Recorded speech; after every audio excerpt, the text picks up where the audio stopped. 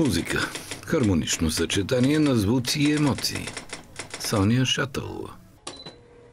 Така Соня определя музиката. А ние днес ще се опитаме да дадем определение на това какво е да си музикален.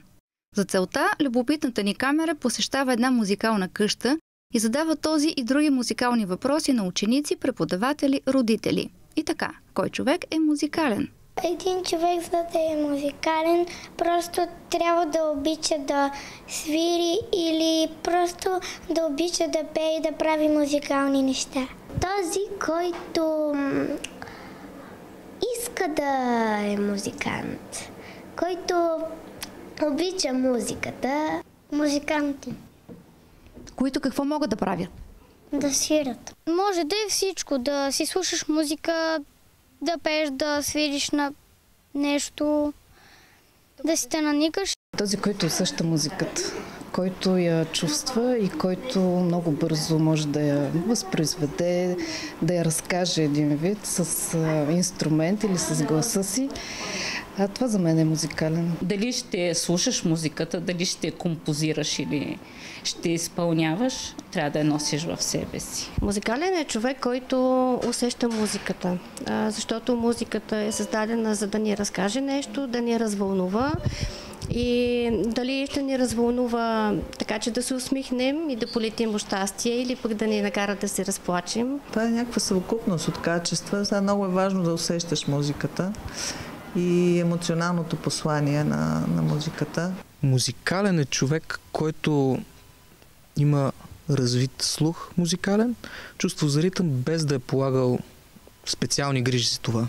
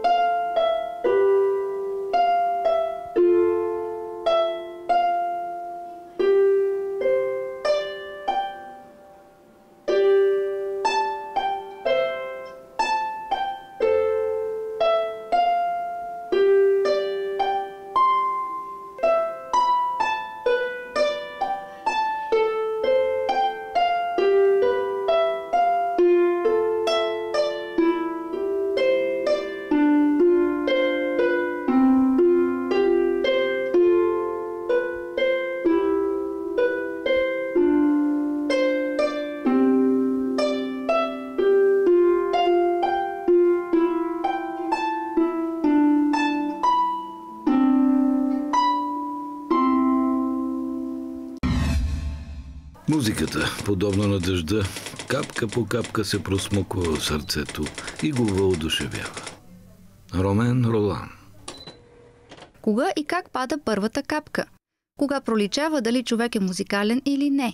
Как човек се запалва по музиката? Как се избира инструмента? Един път, когато мама ме чу да свиря, просто прочете за това училище и искаше да ме запише и аз казах, че искам. Аз като бях малка, само така си пеех разни песнички вкъщи. Нали, под душа и така. И когато бях още на 7, тогава разбрах, че майка ми ме е записала на това училище. Аз свиря на гитара и на цигулка. Ти как разбра, че си музикален? Кога се случи това? Исках. А ти имаш ли инструмент, който харесваш още и изучаваш още извън цигулката? Барабани. Свиря на барабани, ксилофон и цигулка. Кое ти най-харесва? Цигулката. Ами не знаех дали е музикална. В интерес на истината тя дори пееше фалшиво. Но видяхме обявите за Music Play училището и започнахме, пробвахме една седмица лятно училище, хареси. На месеци беше, когато реагираше на музика, освен на говори. Много обичаше музикални играчки, но по-късно в българското училище в Берлин преподавателката по музика реши, че тя има по-различно отношение към музиката и искаше да опита с нея дали ще й харесва да свири на пиано. За човек, който не се е занимавал с музика, трябват няколко минути. Наистина не е труден процес. То се личи, когато някой му идва от ръки, нали, както се нарича, и е лесно. При други не е чак толкова лесно и това може да се разбере на кого му се отдава и на кого не. Разбрах, че музикална в детската градина ме викна музикалния педагог. Учителката им и ми каза, че това дете пее добре, което беше голяма изненада за мене. Нито аз, нито баща и сме музикални. И тогава заподозрях, че може да има нещо за наша изненада. После тя в училището сама си избра цигулката тук. Тестове има ли? Правят ли се? Тестове има, да. Най-лесният и най-простият е ритмичен тест, ритмично ехо, нали, както го казваме. Също така и да се възпроизведе правилно дадена мелодия, да се изпее една обикновена лесна песничка.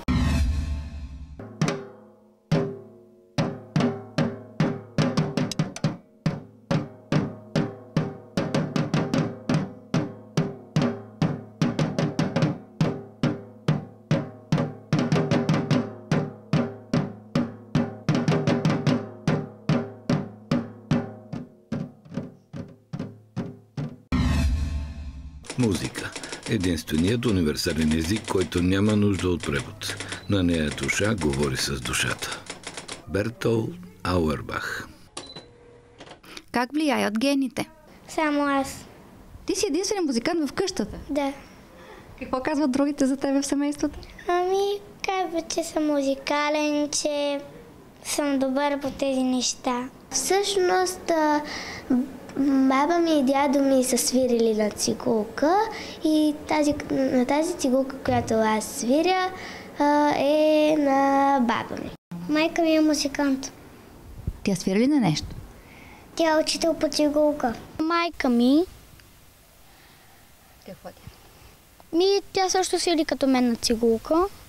Преди свиреше на пиано. Аз не свиря, нейния баща на Марина е свирил на тромпет, а пък нейният дядо, моя баща, на цигулка, но не професионално. Сега за генното предаване навлизаме малко в едни други така отречени от науката теории. Аз смятам, че по-важно е социокултурната среда, това, което родителите искат детето им да знае, уменията, които искат да придобие. И смятам, че всеки човек може да се развива в една добра насока. На съпруга ми бащата са от гайдарски род, от Широка лъка. Гените понякога са много задължителни, но ако успеем да накараме гените да работят в наша полза, е много добре. Имаме. Войчо и е музикален, но няма някакви изявени таланти. Ако родителите са музиканти, детето израства с тази музикална среда и научава нещата от само себе си доста по-лесно. Но няма закономерност дете, което е с родители музиканти, да е по-добро от дете, което не е.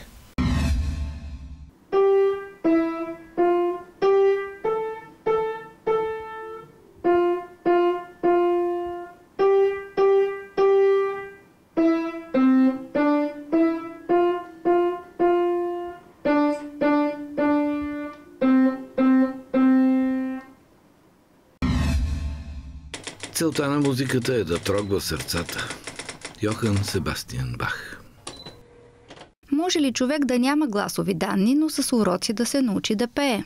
Според мен може, но ако всеки вярва, че може, ще успее. Не. Тоест трябва да имаш талант ли за това? Да. Може. Ами не. Мисля, че, както всички казват, трябва да има известна частица талант, защото казва, че талант е божествена дарба, така отгоре дадено. Мисля, че не. До определена степен, евентуално, но там определено трябва да е даденост. Разбира се, че може то... Ако пее фалшиво? Да, все пак това е мускул, който трябва да се развие. Нали, не знам дали има специалност, с която можеш да се събудиш вече научен. За всичко трябва да положиш усилия. Чувала съм, че може. Даже има една приятелка, която ходи на такива уроци и каза, че определено има постижения Може да започне да пее вярно, разбира се, в рамките на по-малък диапазон.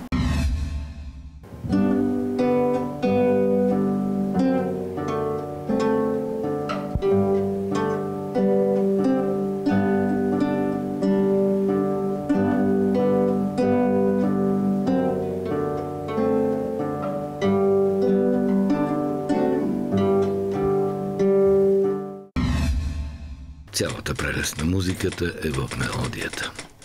Йозеф Хайдн. Задължително ли е да пееш вярно при усвояването на музикален инструмент? Може ли да пееш фалшиво, но пък да свириш вярно? Според мен пея вярно. Аз ти помага като свириш. Да. Ако не пееш, а пък свириш, може да пееш фалшиво и обаче да свириш. Възможно е. Да, възможно е. Марина е точно пример. Тя пее фалшиво, но пък свири вярно. Виждам, че това, което свири, солфежа, който имат те и нали, дават оценка, справили си или не. Но в интересността в началото, като почна, те имаха и занимания по пеене и тя пееше доста фалшиво. Но с тези занимания малко от малко така поправи и се пеенето, въпреки че нали, не се занимава с това и не с това и е силата. И явно за все пак ние знаем, музикантите не ги карат, тези, които свират на инструменти, не ги карат да пеят. Нали? Ние не знаем дали може да пее Паганини, нито Васко Василев може ли да пее. Мисля, че не е определящо вярното пеене. Мисля, че трябва да чуваш вярно тоновете в главата и оттам да ги възпроизвеждаш на инструмента. А иначе може да нямаш гласови данни. Разбира се, че може. Не е задължително да има връзка между ухото и гласните струни, особено ако детето минава през пубертета, тогава като мутира гласа, естествено, че стават страшни промени, но така или иначе с практиката не мисля, че е възможно в по-напреднала възраст човек поне малко да не може да пее. Съм чувала, че има инструменталисти, които не пеят вярно. Задължително е да чуваш вярно, защото когато чуваш, ти контролираш и след като гласът ти не може да е този инструмент, който искаш да накараш да звучи както ти искаш, тогава можеш да вземеш външен инструмент, който да се подчини на твоите пръсти.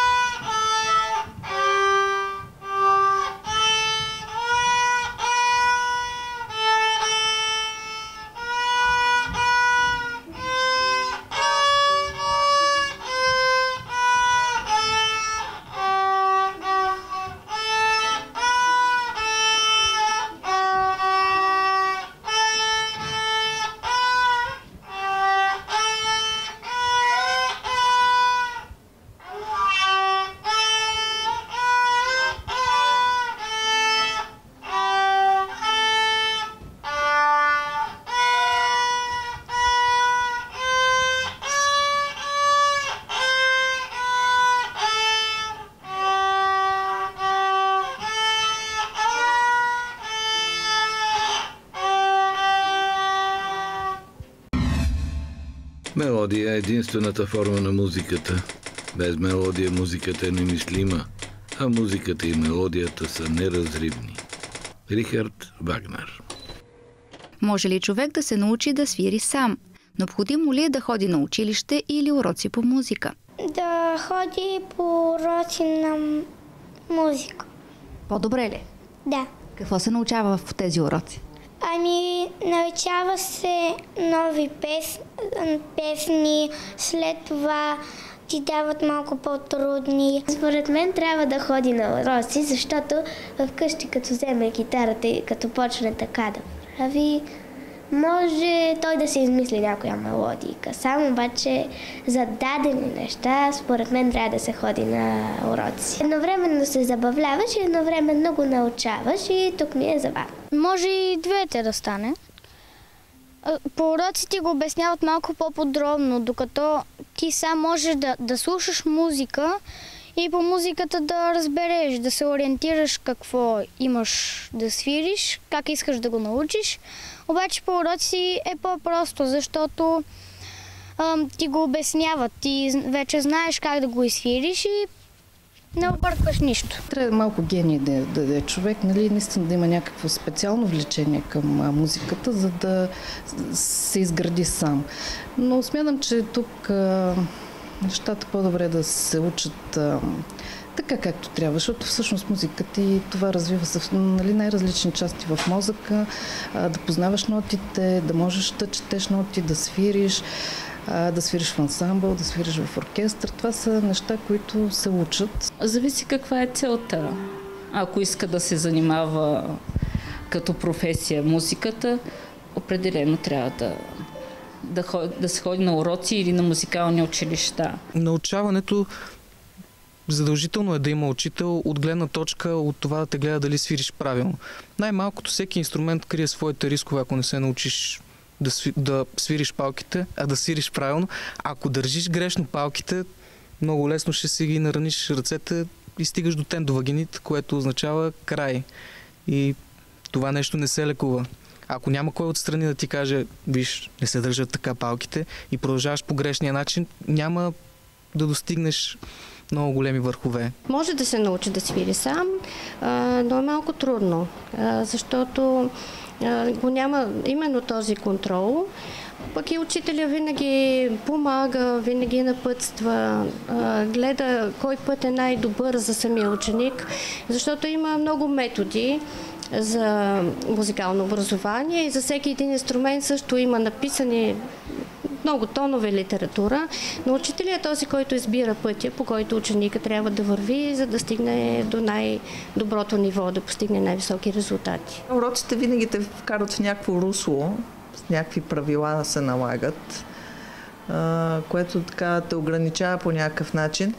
Но от друга страна дадат структура, дадат нещо, на което да стъпиш, така че и да, и не. Освен това, преподавателя може да дава и различни други знания, освен инструмент изучаване. Покрай това той трябва да знае нотите, да знае ритъм, да познава композиторите, епохите, да знае защо са написани тези неща и да успява да почувства разликата между тоноизвличането.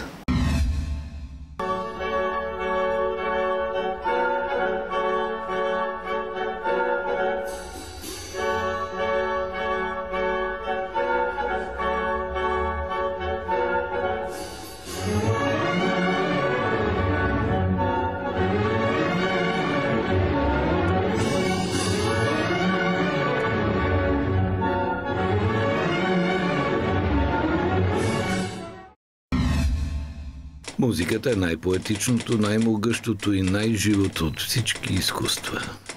Ектор Берлиоз. Кой какво помага на човек да свири по-добре? Трябва много репетиции да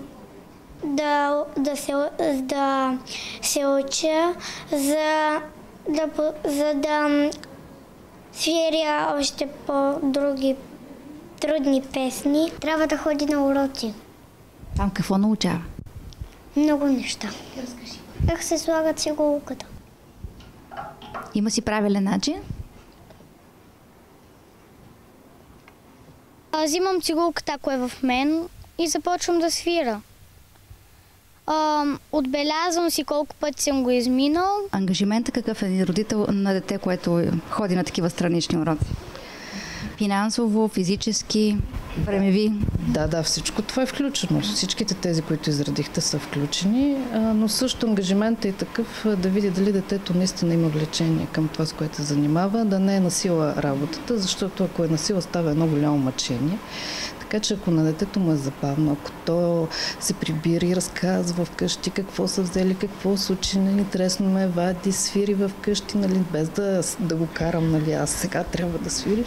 Ако то проявява интерес, всичко си заслужава. Музиката се възпитава от най-ранна детска възраст. Трябва да покажеш на детето всичките възможности, които се предоставят музикални.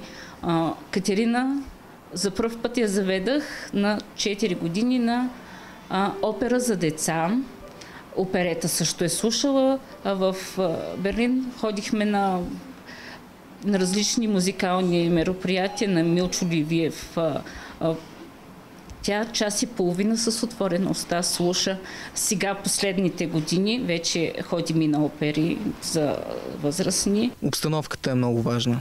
Атмосферата, която се създава, и естествено те трябва да го искат това нещо да свирят, да имат потребността да свирят. Иначе не вярвам, че има сила на земята, която да ги накара да свирят. Няма такава рецепта детето да седи и да свири по 1, 2 или 3-4 часа. Всичко зависи от това какъв материал в момента така работи, до каква степен този материал е подходящ за него, като възраст и дори като емоционално съзряване, защото много пъти има тежки произведения, които се дават на малки виртуозни деца, които технически ги изпълняват, но емоционално не могат да достигнат нивото, което се изисква.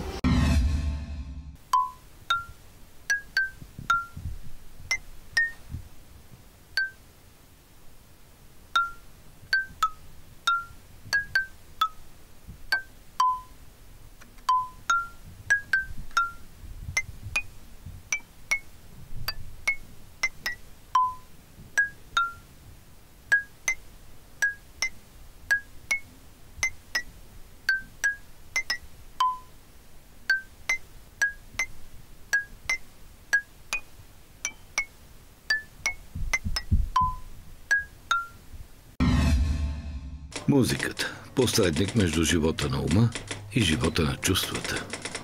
Лудвиг ван Бетовен. Има хора с таланти и умения, но с притеснение от сцена и публика. Какви са начините за справяне с сценичната треска? Като, например, на сцената, като свирих на цигулка,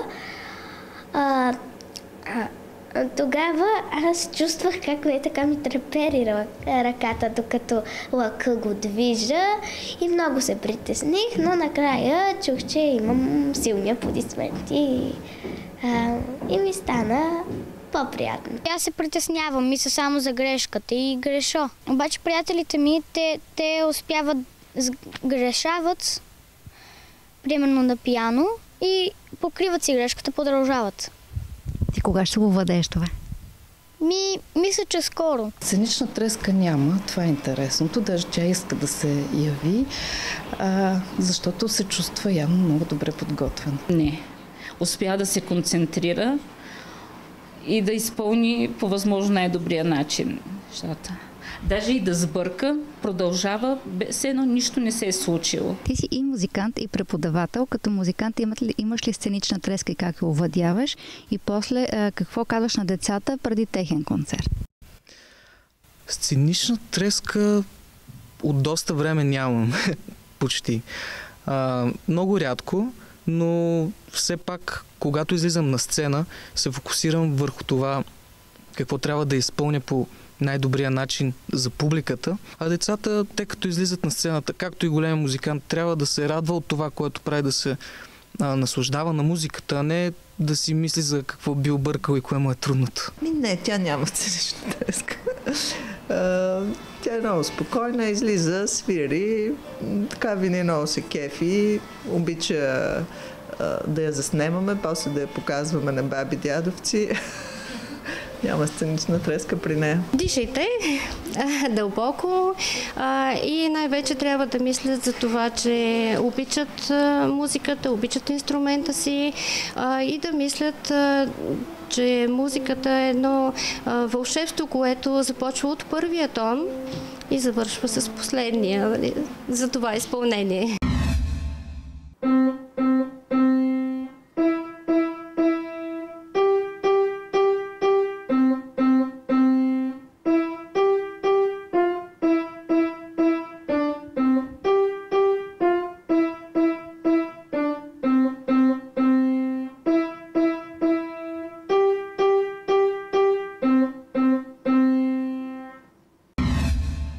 Музика. Това е изкуството да натъжаваш и радваш без причина. Тадеуш Котарбински. И накрая, задължително ли е, ако имаш музикален талант, да се стремиш към сцената? Или може просто да превърнеш музиката в любимото си хоби? Ако го е научил, може да излезе на сцена и да го направи. И какво ще го радват аплодисментите на публиката? Ами ако се справи, ще му пляскат. Според мен повечето хора, като станат много добри, всичко да могат да свират, могат да... повечето искат да станат музиканти и стават като професия. Обаче някои, като го усвоят този инструмент, го използват повече така да се забавляват с приятели. Мога да бъде на сцена, мога да си направи музикален курс, ако иска, може да стане и писател. Хубаво е да си продължи да се занимава с музика. Знаем, че има много музиканти, които свират по нощни клубове, по заведения, дори в компания приятелска.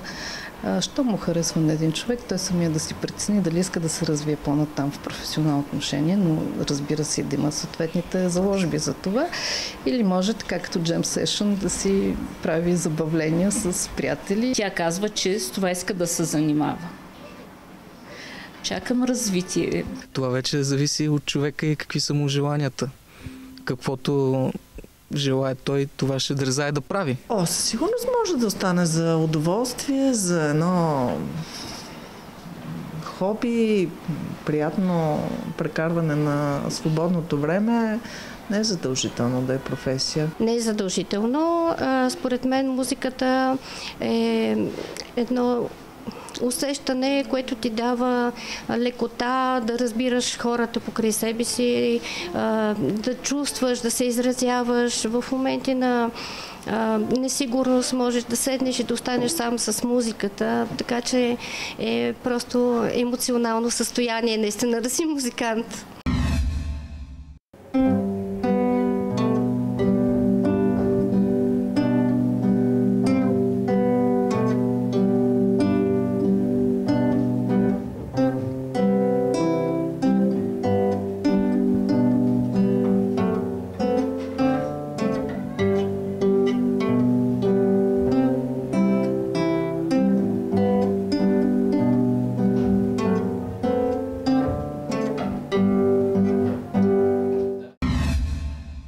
Музика. Истинския всеобщ човешки език. Карл Юлиус Вебер.